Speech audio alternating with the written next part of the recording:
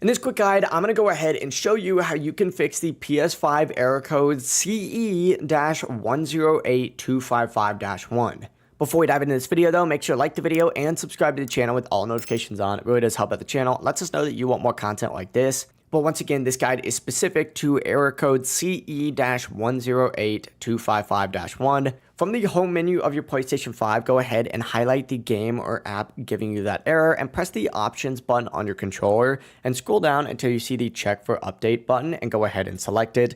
It's going to go ahead and load for a second and let you know if you do need to update your game. If it's already up to date but still showing the error, go ahead and press the options button again and choose delete this time and then reinstall the game. Now you're probably going to have to go ahead and rebuild the database within safe mode. In order to do this, delete the game again and then press the PlayStation button to fully power off your console. To do this, once again, just scroll all the way over to this little power icon, select it, and then hit turn off PS5. You're going to want to hold the power button until you hear 2 beeps for about 5 to 10 seconds to start it in safe mode. It's going to pull up a bunch of different options for you. Go to option 6 and clear cache and then rebuild database and choose rebuild database here. This process is going to remove whatever corrupted file is currently in your game, giving you this error code, and it's going to re-index your game and app while also optimizing storage. If you are still having a problem though, you can factory reset your PS5. Just keep in mind, this is going to erase all of your data.